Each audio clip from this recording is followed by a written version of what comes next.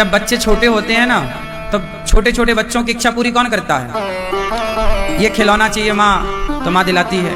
ये गाड़ी चाहिए माँ, माँ बाप दिलाते हैं। जब हम माँ बाप छोटे छोटे बच्चों की इच्छाएं पूरी करते हैं, तो जब बच्चे बड़े हो जाएं तो उन बच्चों का भी कर्तव्य है कि वो अपने माँ बाप से पूछें कि माँ बाप, पिताजी, माँ जी, आपकी क्या इच्छा है? और बूढ़े माँ बाप की केवल एक ही इच्छा होती है कि बेटा हमें भागवत सुनवा दो, हमें धाम ले चलो, वृंदावन धाम का दर्शन करा दो, हमें भागवत सुनवा दो।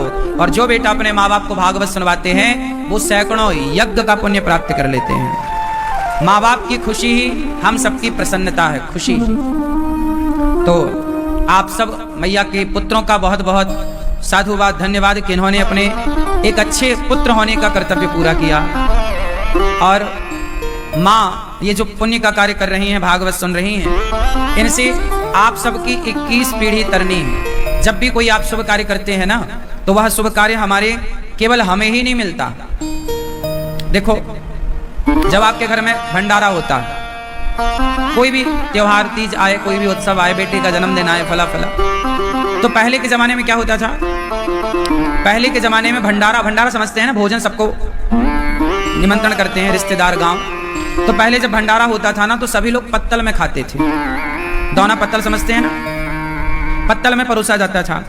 तो सारा समाज तो पत्तल में खाता था, पूड़ी, साग, खीर, जो भी आपका दाल बाटी, चूरमा इत्यादि, सबने पत्तल में खाया।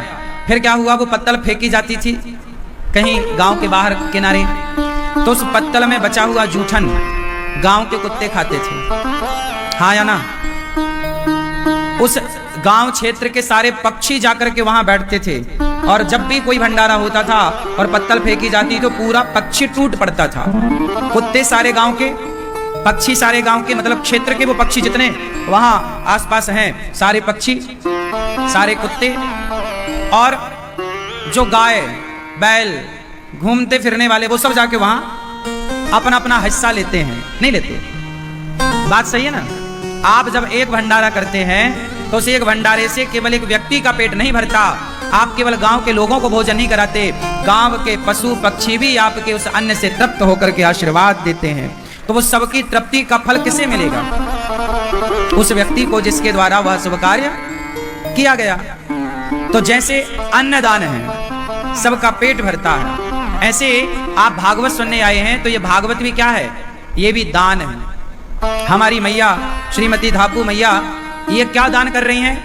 भागवत दान कर रही हैं। आप लोगों के सबको बुलाया, वृंदावन चलो बहन, हम भागवत सुन रहे हैं, चलो तुम भी चलो, तुम भी चलो, सबको लाए, सबको लाया ना, और यहाँ बिठा के सबको भागवत सुनवा रहे हैं। अब ये जो भागवत सुन रहे हैं आप लोग, अन्न खाओगे तो 5 घंटे में, 6 घंटे में पच जाएगा, लेकिन आज जो 7 दिनों तक यहाँ बैठकर जो आप भागवत का ज्ञान अर्जित करेंगे, ज्ञानवान बनेंगे, जो भक्ति का दीप आपके मन में अब जलने वाला है, ज्ञान का दीपक आपके हृदय में जो जलने वाला है, वो भक्ति कभी पचेगी नहीं, सदा आपके मन मंदिर में वो भक्ति